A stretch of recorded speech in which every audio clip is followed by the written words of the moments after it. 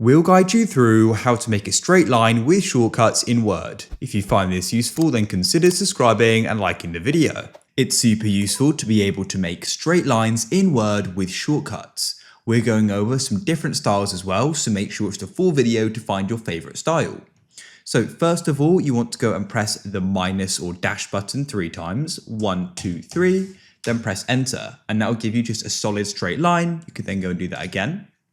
Next, we've got the option for the 3 asterisks or star. So we'll type 3, press enter, and as you can see, that will give you a dotted line, like so.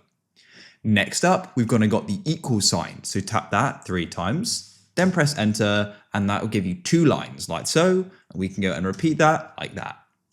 And last of all, we're covering the hash. So what you can do is press the hashtag button 3 times, then press enter, and that will give you a sort of a line with multiple lines within it, as you can see.